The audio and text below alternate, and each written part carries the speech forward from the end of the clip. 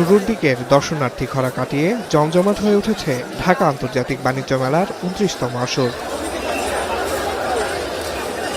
মেলার ১৭তম দিন শুক্রবার সাপ্তাহিক ছুটির দিনে সকাল থেকেই ছিল দর্শনার্থীদের ব্যাপক উপস্থিতি। বিকেল হতে হতে সেই ভিড় পরিণত হয় জনসমুদ্রে। দূর দূরান্ত থেকে পরিবার পরিজন বন্ধুবান্ধব নিয়ে ঘোরাঘুরি কেনাকাটায় আনন্দমুখর সময় কাটান ক্রেতা দর্শনার্থীরা।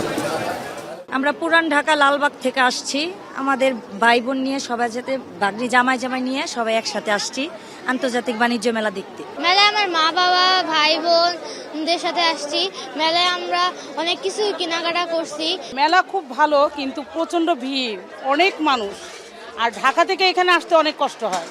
বরাবরের মতোই মেলায় ক্রেতাদের উপচে পড়া ভিড় দেখা গেছে খেলনা, প্রসাধনী ও গৃহস্থালী পণ্যের স্টলগুলোতে। প্যাকেট জাতীয় খাবারের দোকানগুলোর প্যাকেজ অফারেও আগ্রহ দেখা গেছে ক্রেতাদের। বাবুর জন্য মাত্র একটা খেলনা কিনলাম, সামনে আরো দেখতেছি কিনবো ইনশাল্লাহ। আরো কিছু কেনার প্ল্যান আছে আর কি। কিনলাম হচ্ছে টুকিটাকি বিস্কিট, তারপরে অ্যালুমিনিয়ামের জিনিসপত্র, তারপরে বাচ্চাদের হচ্ছে গিয়ে চকলেটস, সবগুলাই কিনছি ছাড়ের মধ্যে। এই রাইস কুকার, তারপরে মুড়া, এগুলো কিনছি।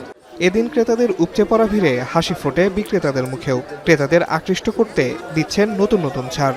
মেলার সময় বাড়ার সাথে সাথে বেচা বিক্রি আরো বাড়বে বলে আশাবাদ তাদের। এটা খুবই ভালো, বেচা কিনা আগের চেয়ে এখন টুকটাক খুবই ভালো। আমরা আশা করছি আরো ভালো হবে। এখন বেচা কিনা হচ্ছে মোটামুটি ভালো আছে আলহামদুলিল্লাহ, কারণ লোকজনের সংখ্যা বাড়ছে। আমরা আশা রাখি আরো সামনে আরো ভালো হবে।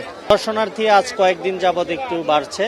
আপনি আজকে প্রচুর দর্শনার্থী, এবং আশা করি লাস্টের দিনগুলোতে আরো এভাবে বাড়বে এবং সবাই আসবে। মাসব্যাপী এ মেলা সকাল 10টা থেকে রাত 9টা পর্যন্ত চলছে।